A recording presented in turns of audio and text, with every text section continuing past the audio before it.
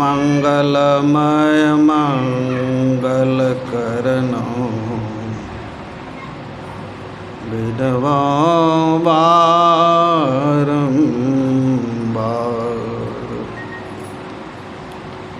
ज्ञान उदधि अरु ज्ञान घनो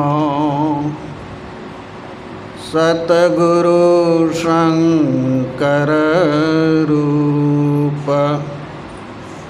नमो नमो बहुबारहि सकल सुपूजन भूप।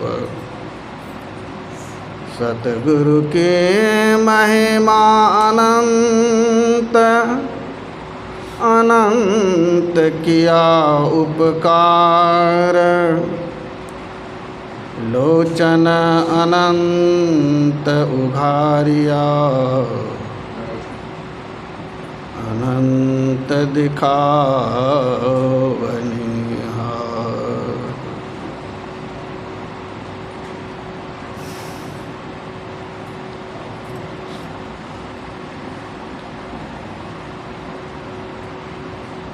आज के गुरु पूर्णिमा के शुभ अवसर पर उपस्थित वंदनीय गुरुजन, परम आदरणीय सत्संग प्रेमी सज्जन वृंद तथा परम आदरणीय भक्तमती माताओं एवं बहनों,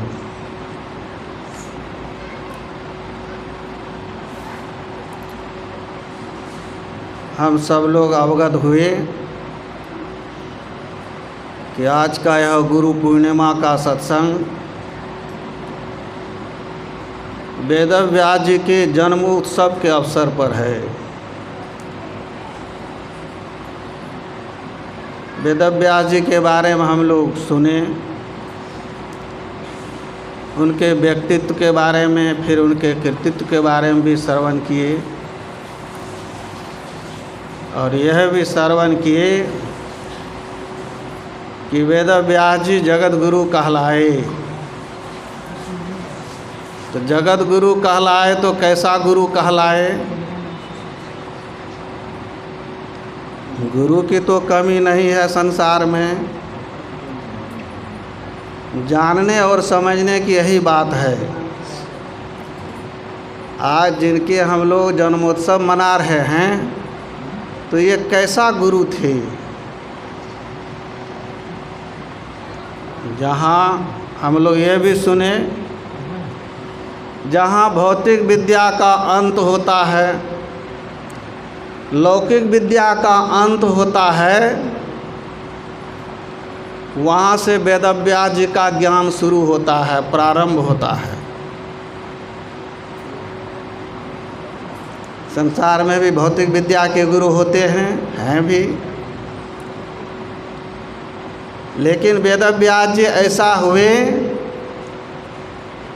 कि संसार से परे का गुरु, वह विद्या का ज्ञाता हुए जो विद्या की इस संसार से परे का ज्ञान कराता है। वह विद्या जो कि लिपिबद्ध नहीं हो सकता है। आज हम लोग देखते हैं ना, वेद को अपौरुषेय ज्ञान कहा गया। अपौरुषेय ज्ञान वह है जो आज तक किसी छापा खाने का मुंह नहीं देखा। आज अगर वह ज्ञान लिपिबद्ध है, ये हमारी ज्ञान की हानि है। हमारी ज्ञान की हानि हुई तब आज उस ज्ञान को लिपिबद्ध किया गया। हम लिपि का अध्ययन करते हैं, मनन करते हैं, लेकिन वेदव्यास जी का ज्ञान वो अपौरुषेय ज्ञान था।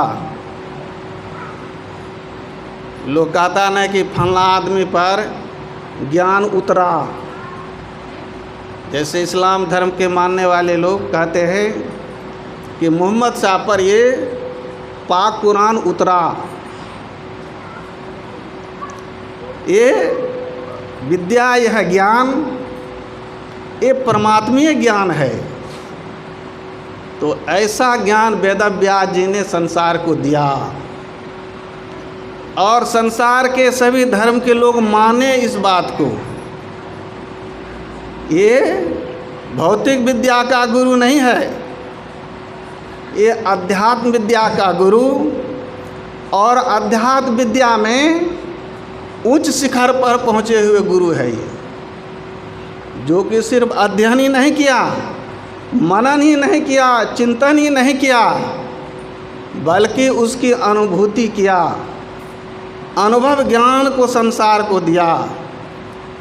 वेदव्यास जी ने तपस्या करके, साधना करके अपने अंदर में उस ज्ञान को देखा और जब देखा तो उस ज्ञान को संसार को दिया। हम लोग बराबर सत्संग में सुनते हैं ना कि स्वामी विवेकानंद जी जब शिकागो गया तो सबको विषय दिया गया कि अमुक विषय पर बोलिए, अमुक विषय पर बोलिए, और उनको ऐसा विषय चुन के दिया शून्य, जीरो, कि जीरो पर क्या बोलेगा, जीरो, शून्य, जिसकी कोई स्थिति नहीं है, ये मान करके दिया गया था। लेकिन गणित में जीरो की स्थिति है, एक जीरो का क्या महत्व होता है गणित में हम लोग जानते हैं, समझते हैं। लेकिन वहाँ के लोग ये समझ करके दिए उनको कि शून्य दे दो, और शून्य तो कुछ है नहीं, उस पर क्या बोलेगा। शून्यं न बस्ती, गौरवनाथ जी के वचन में आया है, अरे वह बस्ती परमात्मा का बस्ती ही शून्य बस्ती है। वहाँ जहाँ कुछ नहीं है, जिसको हम लोग कहते हैं कि तो कुछ नहीं है, जो कुछ नहीं है वही सब कुछ है, वही सब कुछ है। वशिष्ठ जी का पुत्र पूछा कि पिताजी ईश्वर क्या है, कहाँ रहता है। तो उस इशारा के देखो वो बरगद का पेड़ है, और देखिएगा बरगद का जो बीज होता है बहुत छोटा छोटा होता है, गिरता तो बड़ा है लेकिन उसको अंदर में उसका दाना बहुत छोटा छोटा होता है। कहा कि ला वही बीज उठा कर और लाया, हाथ में दे के उसको मसल दिया तो सब खत्म हो गया। कहा कि देखो कुछ दिखाई देता, बोला कि कुछ तो दिखाई दे ही नहीं रहा। कहा कि जिसको तुम कह रहे हो कि कुछ नहीं है, वो कुछ दिखाई नहीं दे रहा है, उसी के बल पर इतना बड़ा विशाल वृक्ष है, उसी के बल पर इतना बड़ा विशाल वृक्ष है। इसलिए परमात्मा का ज्ञान, जिसको हम लोग कहते हैं कि कुछ नहीं है, वही सब कुछ है। जस कथिए तस होत नहीं, जस है तैसा सोय, कहत सुनत सुख उपजे अरु परमारथ सोय। परमार्थ ज्ञान का अनुभव, उसकी अनुभूति होती है, अनुभूति से उसका सुख को लोग अनुभव करते हैं। तो ऐसा ज्ञान जिन्होंने दिया, आज हम लोग वैसे ही संत सद्गुरु को याद करने के लिए बैठे हैं।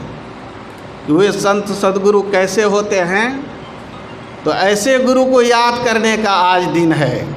गुरु तो बहुत हैं, बराबर हम लोग सुनते हैं कि सत्संग में कि 7 गुरु होता है, तो 7 गुरु में तो ये गुरु सतगुरु भी है। सातम सतगुरु, सत शब्द लखाया, जहाँ का जीव तहाँ पहुँचाया। आज उसी गुरु को याद करने का दिन है, संत सद्गुरु को याद करने का दिन है। दुनिया माना इस ज्ञान को, वेदव्यास के ज्ञान को, इनका ज्ञान ऐसा है जो संसार से परे का ज्ञान है, संसार से परे का विद्या का भंडार है इसके पास, और इससे जीव का कल्याण हो सकता है। इसीलिए आज इनको हम लोग याद कर रहे हैं कि संत सद्गुरु को याद करना चाहिए, उनकी क्या कृपा है। ऐसे तो लौकिक विद्या का गुरु देखते ही हैं, एक अक्षर जिससे पढ़ते हैं उसको भी हम लोग जब तक शरीर में है तो तब तक याद रखते हैं कि इनसे हमने एक अक्षर का ज्ञान प्राप्त किया है। उनको भी हम लोग गुरु मानते हैं। कुल गुरु भी आता है तो उनको भी हम लोग गुरु मानते हैं। बचपन में जिन्होंने नामकरण कराया उनको भी गुरु मानते हैं, जिन्होंने वैष्णव धर्म पालन करने की शिक्षा दी उनको भी गुरु मानते हैं। माता पिता तो गुरु हैं ही, लेकिन संत महापुरुष कहते हैं कि असल में गुरु वह है जो इस जीव का कल्याण कर सके, इस जीव का उद्धार कर सके, वह गुरु होता है। वह गुरु सद्गुरु पशु मानस करे, मानस ते सिद्ध होय, दादू दादू सिद्ध ते देवता, देव निरंजन होय। बताइए, ऐसा कोई गुरु है संसार में जिसको कोई ज्ञान नहीं? अगर अध्यात्म का ज्ञान नहीं तो उसको पशु से तुलना की गई उसकी, लेकिन सद्गुरु उस पशु को मनुष्य बनाता है और मनुष्य से फिर उनको सिद्ध कर देता है। आज हम लोग देवी देवता की पूजा करते हैं, ऐसे करते हैं, उनके पास सिद्धि है, उनके पास वो सिद्धि है, वह दिव्य शक्ति है, इसलिए आज उसकी पूजा होती है। आज इसकी पूजा सिद्ध ते देवता अदेव निरंजन हो।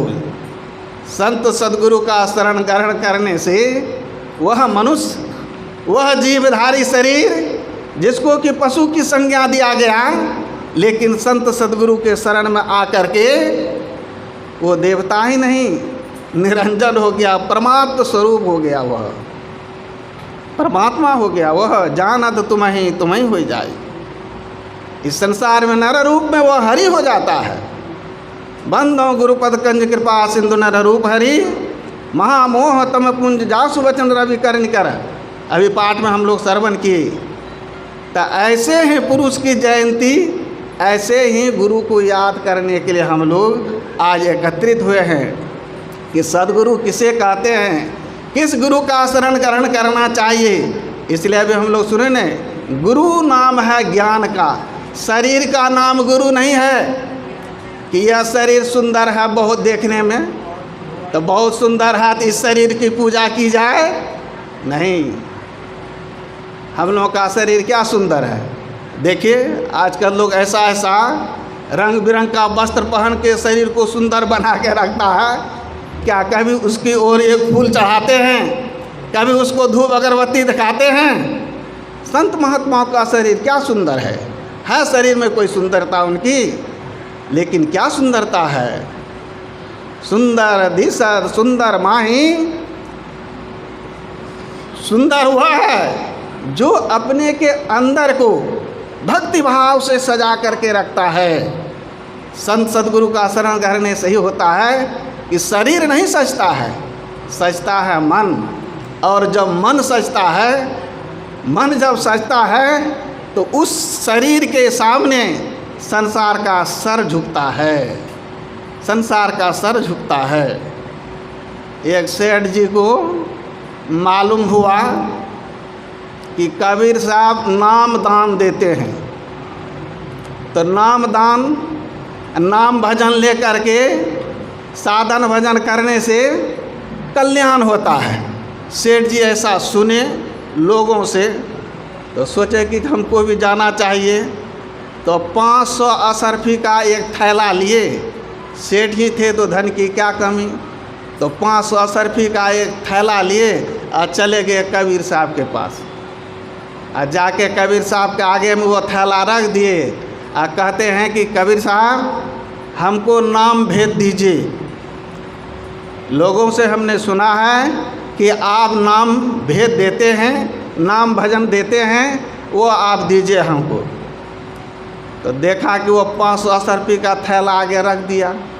तो देख के कबीर साहब कहने लगे कि हमको फुर्सत नहीं है, अब मेरी शिष्या जो है लोई, और उनके पास जाइए, ये सब काम वही करती है, उन्हीं को बोल दिए हैं, ये सब भजन भेद नाम भेद वही देती है।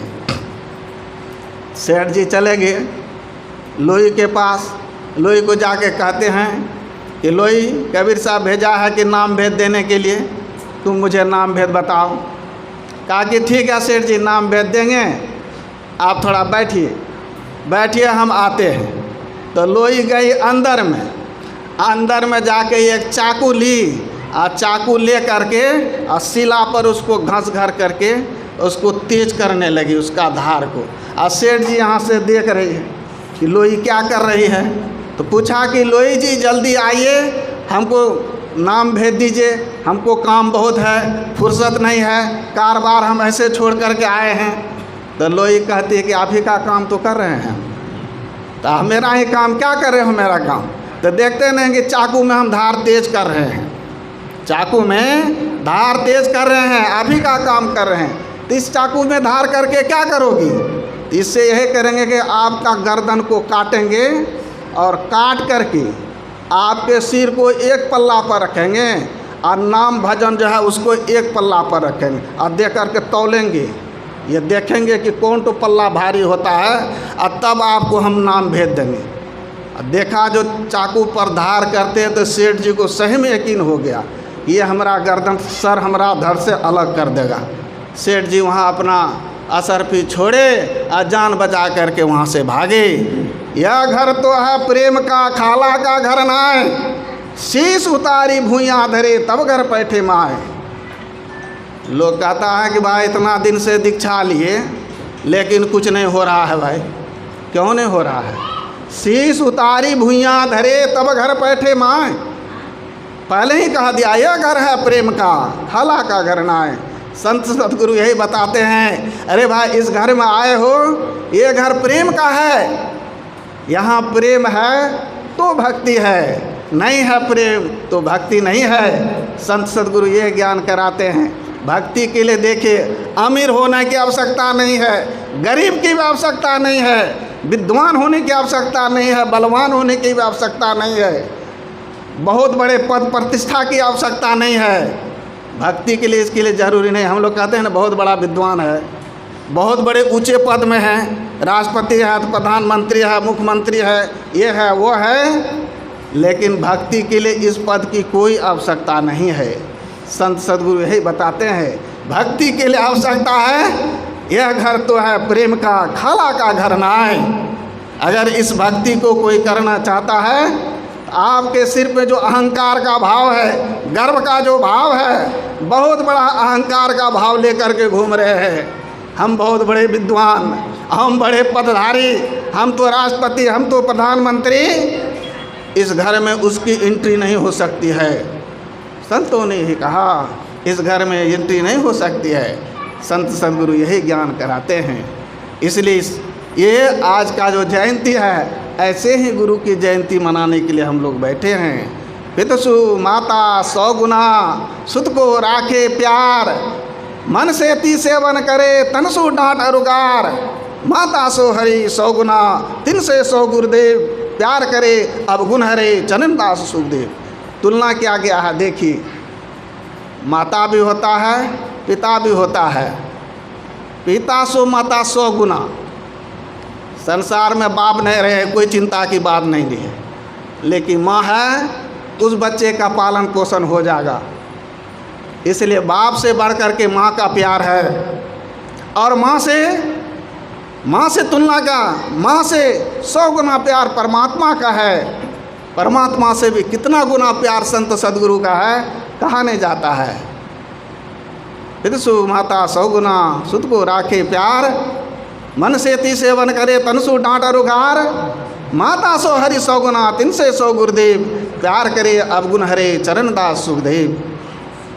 इसीलिए है संत सदगुरु की आवश्यकता कि संत सदगुरु वो हो सकता है जो कि आपका कल्याण कर सकता है, कल्याण कर सकता है आपका। अभी हम लोग सुन रहे थे ना डॉक्टर साहब के श्री मुख से विश्वामित्र और वशिष्ठ जी का कहानी आया। राम नाम कलि काम तरु, राम भक्ति सुरधेनु, सकल सुमंगल मूल जगह गुरुपद पंकज रेणु। राम नाम कलि काम तरु। विश्वामित्र और वशिष्ठ जी में क्यों झगड़ा हुआ?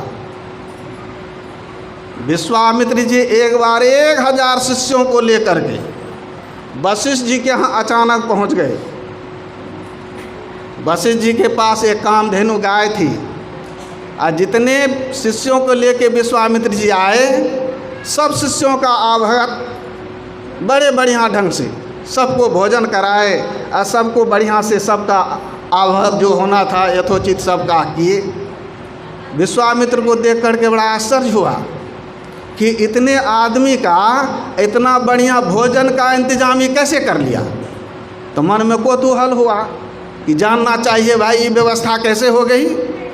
हम लोग के यहाँ 2-4 गो मेहमान आता है तो धड़फड़ी लग जाता है, ये लाओ वो लाओ लग जाते हैं हम लोग। लेकिन वशिष्ठ जी कहीं नहीं गए, वशिष्ठ जी कहीं नहीं गए। विश्वामित्र जी देखे कि वशिष्ठ जी कहीं नहीं गए, लेकिन हमारे सारे शिष्यों को भरपूर भोजन कराया, सबका स्वागत बात किया। तो रहा नहीं गया तो विश्वामित्र जी पूछ बैठे कि वशिष्ठ जी आपने मेरे इतने शिष्यों का भोजन का इंतजाम कैसे कर दिए।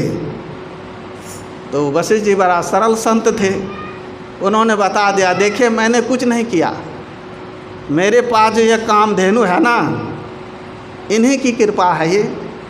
ये सारा भोजन का इंतजाम इन्हीं से हुआ, यही ने सबका भोजन का इंतजाम किया और सबको हम लोग भोजन कराए, सबको भोजन करा दिए। जब विश्वामित्र जी को मालूम हुआ कि इनके पास कामधेनु गाय है तो लालच हो गई, ये गाय मेरे पास होना चाहिए, इनके पास रह के क्या करेगा ये, इनको क्या है, मेरे पास होना चाहिए। लालच हो गया, लोभ हो गया। अब वशिष्ठ जी पर प्रेशर बनाना शुरू कर दिए कि नहीं ये गाय आप हमको दे दीजिए, ये गाय मेरे पास होना चाहिए, आप रख करके क्या कीजिएगा। इसी बात में दोनों में झमेला हुआ, दोनों में तकरार हो गया। दोनों में तकरार होने से देखे ना भी सुने, उस राजा का सहारा लेकर के विश्वामित्र जी लड़ाई किया और अंत में वशिष्ठ जी कहा उसको अगर वो कामधेनु गाय आपके साथ जाना चाहती है तो आप लेके चले जाइए, हमको उसमें कोई एतराज़ नहीं, लेकिन गाय जाना नहीं चाहिए। यही लेगा कामधेनु राम नाम कलि काम तरु राम भक्ति सुरधेनु।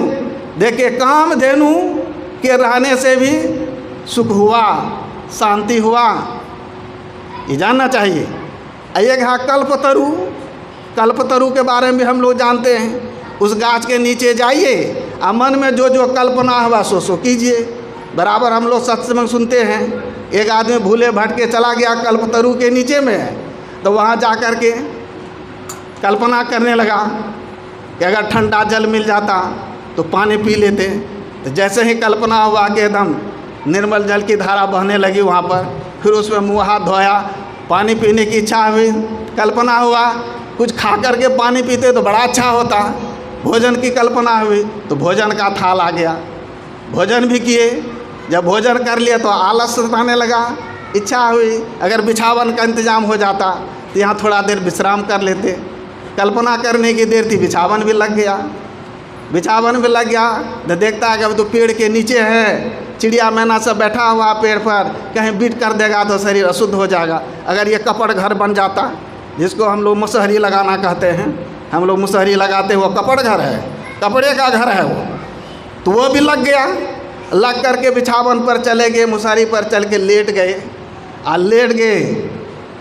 रात्रि में जब लोग विश्राम में जाता है तो दिन भर का क्रियाकलाप का स्मरण होता है कि आज दिन भर हमने क्या क्या किया। संत महापुरुष भी कहते हैं कि स्वमूल्यांकन करना चाहिए, कि दिन भर के क्रियाकलाप का स्वमूल्यांकन करने का वो समय है कि क्या अच्छा हुआ आज, क्या बुरा हुआ, क्या शुभ हुआ, क्या अशुभ हुआ, क्या पुण्य हुआ, क्या पाप हुआ। याद करके कल का योजना बनाना चाहिए कि कल अगर आज कोई अशुभ हुआ है तो कल वो अशुभ नहीं होना चाहिए, कल उस पर मुस्तैदी के साथ पहरा करते हैं। वो बेचारा भी गया बिछावन पर और जैसे ही लेटा तो कल्पना हुआ मन में कि बाप रे ये भयंकर जंगल है, हम अगर सो जाएंगे कहीं बाघ आ जाए, बाघ आ जाएगा तो हमको खा जाएगा। कल्पना भर की देर थी, बाघ आया खा के ख़त्म कर दिया। तो गोस्वामी तुलसीदास जी कह रहे हैं कि देखिए कल्पतरु, ये कल्पतरु और कामधेनु से क्या कल्याण हुआ, हुआ हमारा कल्याण। इसीलिए क्या राम नाम कलि काम तरु राम भक्ति सुरधेनु, सकल सुमंगल मूल जगह गुरुपद पंकज रेणु। मंगल तो हुआ लेकिन सुमंगल नहीं हुआ, कल्याण हुआ परम कल्याण नहीं हुआ। अगर जीवन में सुमंगल चाहते हैं, परम कल्याण, कल्याण तो हो ही रहा है, कल्याण में कमी है। बढ़िया से कमाते हैं, सुख से खाते हैं, रहते हैं, शानदार घर है, अभी की कल्याण की कमी है। देखिए अखिलेश बाबू कितना सुंदर व्यवस्था किए हैं, पंखा भी चल रहा है, वहाँ कूलर भी चल रहा है, तो मंगल तो है, सब आनंदित हैं, कल्याण भी हो रहा है। लेकिन परम कल्याण नहीं है। संत सद्गुरु परम कल्याण करते हैं। परम कल्याण वो होता है, सुमंगल वो होता है, अगर साधन भजन करेंगे ना, फिर इस पंखा के नीचे बैठने की नौबत नहीं आएगी। आज जो गर्मी से बेचैन हो रहे हैं, यह गर्मी से बेचैन होने की नौबत नहीं आएगी, ना इस शरीर में आएंगे, ना इस संसार में आएंगे, ना यह सर्दी गर्मी का भोग भोगेंगे। संत सद्गुरु यही बताते हैं कि संसार में जब तक आइएगा, इस शरीर में जब तक आइएगा, तब तक दुख है, कलेश है, हर्ष है, विषाद है, ये होते रहेगा। संत सद्गुरु यही बताते हैं कि संसार में बार बार आना जीव के लिए शुभ नहीं है। व्यासदेव जी यही ज्ञान दिया ईरान में। ईरान का लोग और धर्म के लोग सुन करके दंग रह गए, अरे भाई ये तो धरती पर का विद्वान नहीं है, धरती से परे का विद्वान है ये। उस ज्ञान के बारे में बताया। आज भी देखते हैं ना इतना सुंदर ज्ञान। अभी हम लोग सनातन धर्म के बारे में भी सुन रहे थे। बड़ा अपने को सनातनी कहते हैं कि हम लोग सनातनी हैं। कोई इस्लाम धर्म कहता है, वह अपने इस्लाम धर्म पर काबिज है। वो क्या काबिज है? पंचभक्ति नमाज वो पढ़ता है, उसी में कोई होता तो मराकबा भी करता है। हम लोग क्या कहते हैं सनातनी? त्रिकाल संध्या है वेद में, जिस वेद का खंडन किया व्यासदेव जी ने, उस व्यास में त्रिकाल संध्या की चर्चा है। कितना बार हम लोग ध्यान करते हैं, कई बार ध्यान करते हैं, कई बार स्तुति विनती करते हैं, हमको कहलाते हैं कि सनातनी। यही है आज का दिन, गुरु पूजा के अवसर पर यह याद करने का दिन है। जिस गुरु पूजा पर सारी देवी देवताओं का निवास है। आज का गुरु पूजा में तो बार बार कहता हूँ कि सत्संग में हम लोग जब भी बैठे बार बार उठते बैठते हैं, ये नहीं होनी चाहिए। उन लोगों को भी डिस्टरबेंस होता है। आप ही नहीं हैं सिर्फ बैठे हुए, वे लोग भी हैं, वे लोग भी आके सुन रहे हैं सत्संग, तो उनको भी जगह दीजिए। वो भी सूक्ष्म रूप से, अदृश्य रूप में वो भी सुन रहा है। इसलिए सत्संग जहाँ भी होता है बड़े अदब और संजीदा के साथ रहना चाहिए। एक महात्मा जी के सत्संग में था मैं, उनका कह रहा था अगर कोई हिलता था ना, कहता कि आप उठ करके बाहर चले जाइए। तो क्यों भाई, आप हिलते बहुत हैं, आपके बगल में कोई बैठा हुआ उनको चोट लगता है, उनके शरीर से स्पर्श होता है आपका शरीर, इसलिए आप चले जाइए। चूँकि संत मत का ज्ञान, ये सत्संग जहाँ भी होता है, ये भागवत कथा है। भागवत कथा में देखते होंगे आप लोग, आह्वान किया जाता है सारे देवी देवताओं को, और सारे लोग आते हैं भागवत कथा का श्रवण करने के लिए। और ये भागवत कथा वो है, उससे भी आगे का कथा है यह, जिस ज्ञान की चर्चा होती है। भागवत कथा में तो ऐतिहासिक कथा के द्वारा, कहानी के द्वारा समझाया जाता है।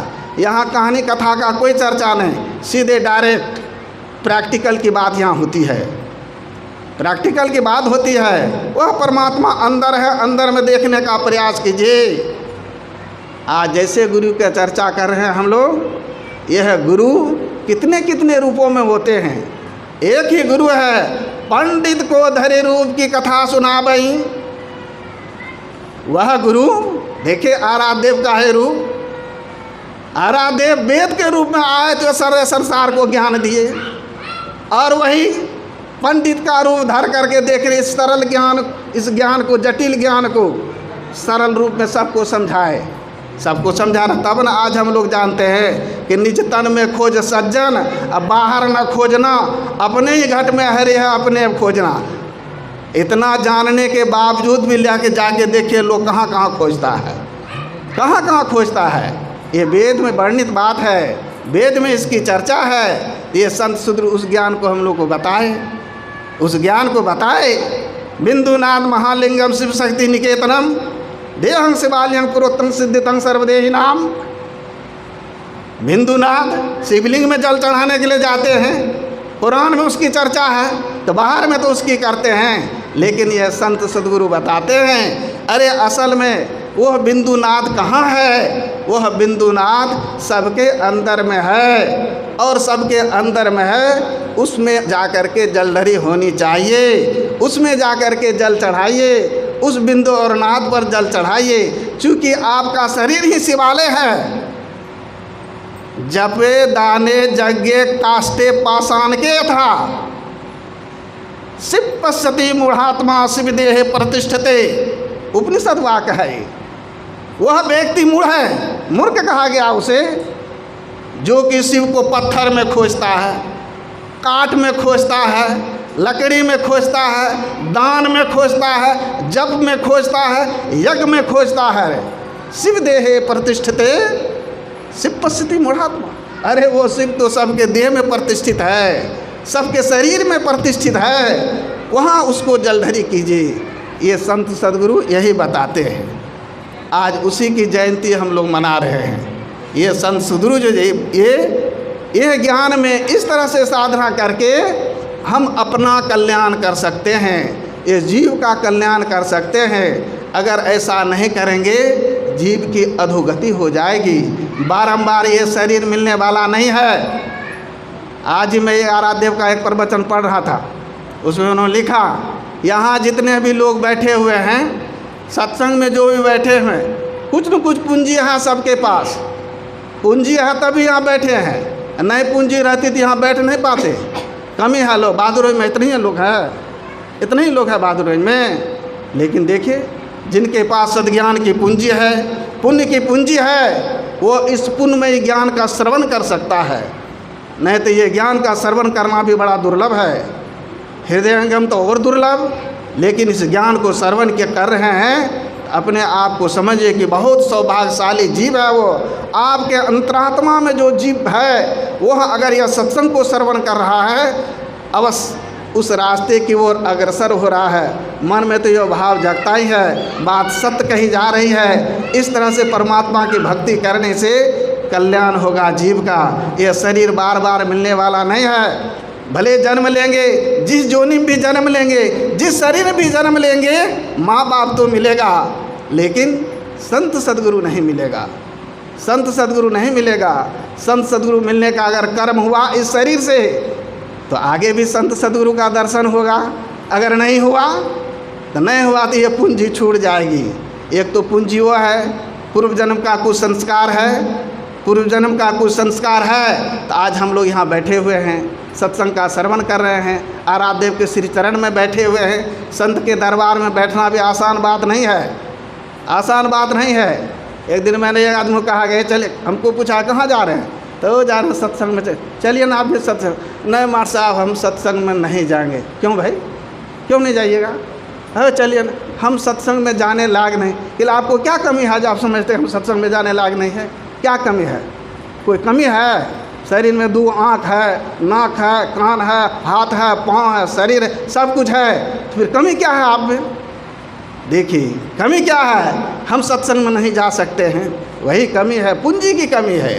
वो पूंजी तो है नहीं, कभी तो करके आए नहीं। आज वह संस्कार सद्ज्ञान को सुनने के लिए भी रोक रहा है। इसलिए भक्ति बीज बिन से नहीं, जो जुग जाए अनंत, ऊंच नीच घर जन्म ले तऊ संत के संत। यह संस्कार लेकर के जिस कुल में भी जन्म होगा, क्या द्वित क्या शूद्र, इसको वैश्या भी भज सकती है, स्वच्छों को भी भक्ति भाव में सुचिता कब तक सकती है। कहता हूँ अनुभव से मैंने कर लिया है बस में इसको, चाहे जो पिए प्रेम से अमृत भरा है इस रस में। यह रस अमृत का रस है। यहाँ हो तो आनंद आनंद, बरसद बिसद अमी के बादर, भीजत हैं कोई संत। ये सद्ज्ञान में आनंद ही आनंद है। यहाँ किसी प्रकार का कष्ट नहीं है, कलेश नहीं है। अगर झक मार के भी अगर कोई सत्संग को श्रवण से सुने, अवश्य शांति मिलेगी, दुख का दूर होगा और वह आनंद के भाव से रह करके अपना कल्याण करेगा। इसलिए यह आज ऐसे ही संत सद्गुरु का सत्संग करने के लिए हम लोग बैठे हैं। उसी के व्यक्तित्व और कृतित्व को याद करने के लिए सद्गुरु को याद कीजिए। जानिए, इस सत्संग के द्वारा सद्गुरु को जानने की शिक्षा मिलती है। जानिए कि सद्गुरु किसे बनाए। आजकल भी गिरवाधारी का कमी नहीं है, गुरु का कमी नहीं है। जिससे तिससे लोग दीक्षा ले लेता है। दीक्षा लेने से पहले होशियार होइए, सावधान होइए, सत्संग करके जानिए कौन गुरु है। धुन आने जो गगन की सो मेरा गुरुदेव, सो मेरा गुरुदेव सेवा में करी हूँ वाकी। निस्दिन दशा अड़ोर लगे ना भूख प्यासा, ज्ञान भूमि के बीच चलत है उल्टी श्वासा। तुरिया सेती शोध पीर सहज समाधि, भजन तेल की धार साधना निर्मल सालधि। पलटू तन मन बारिये मिले जो ऐसा कोई, धुन आने जो गगन की सो मेरा गुरुदेव। ऐसा गुरु होता है जो उस गगन का धुन को लाता है, जो उस सार शब्द को सुनता है, जो नाद की उपासना करता है। ऐसे संत सद्गुरु का आज जयंती है। ऐसे ही संत सद्गुरु का जयंती मना करके, ऐसे ही संत सद्गुरु का शरण ग्रहण करके अपना कल्याण करना चाहिए। तभी जीवन सुमंगल, तभी जीवन का परम कल्याण करके हम लोग अपना उद्धार कर सकते हैं।